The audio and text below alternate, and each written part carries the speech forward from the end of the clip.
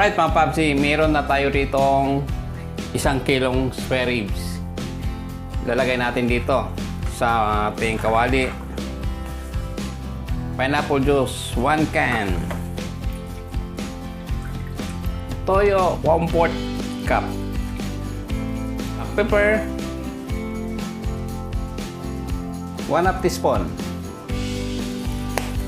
Mimix lang natin para mag-well combine.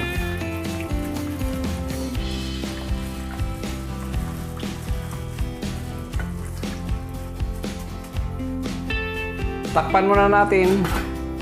Ibabad natin to ng siguro mga 1 hour para yung pampalasa natin manunuot sa laman ng ating spare ribs.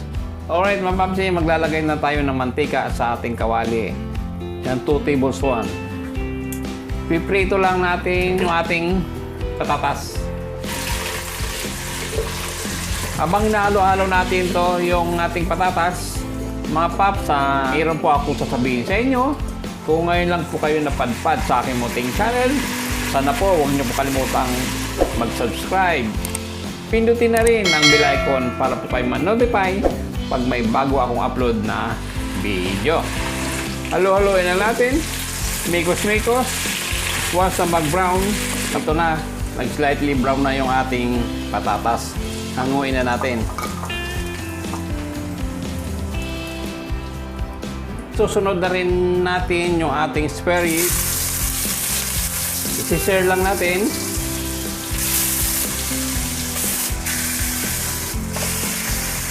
Once mag-slightly brown, balikan rin na natin.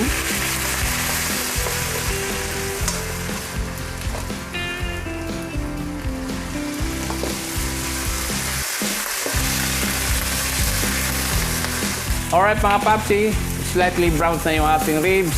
Hanguin na natin.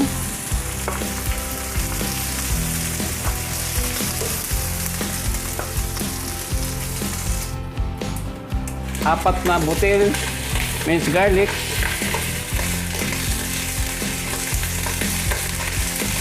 Once maamoy natin yung bango ng bawang, slightly brown na rin, sunod na natin isang pirasong onion.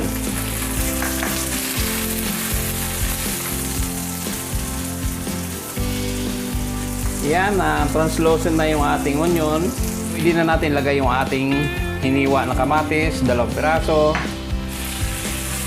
Mikos-mikos, halo-halo.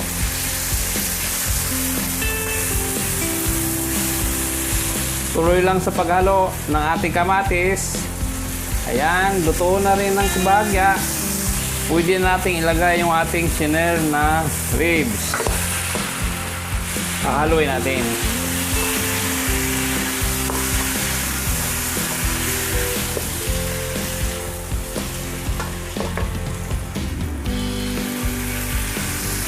Lagay na rin natin yung ating tomato sauce. 115 grams. Small pack.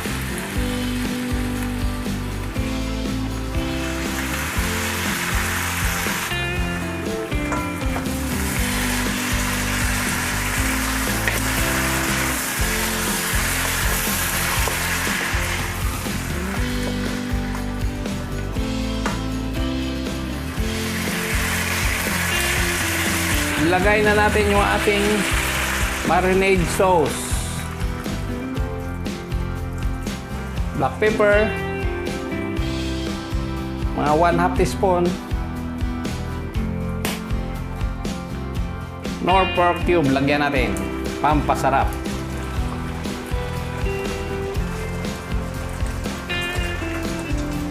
Lagyan na natin ng kalahating cup na tubig.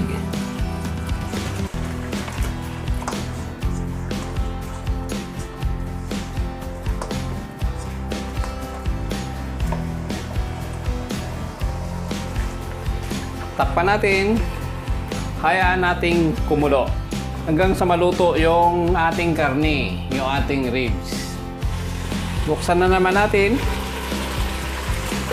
Yan, titingnan natin kung luto na yung ating ribs, yung ating karne.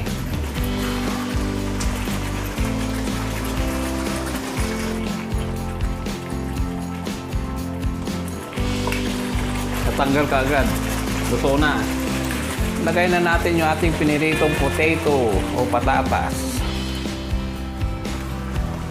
Mekos-mekos, halo-halo.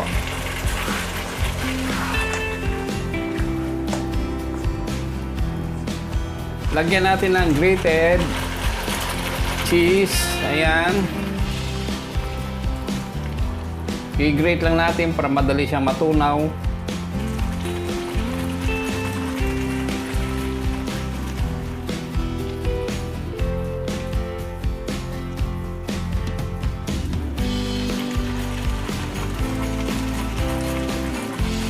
Haluin natin.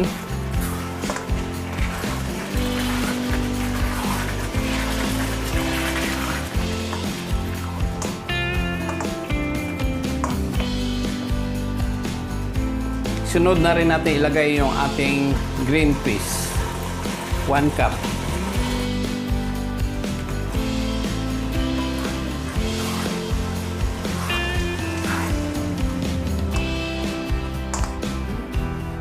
Takpan muna natin, pakuluan muna natin hanggang matunaw yung cheese na nilagay natin.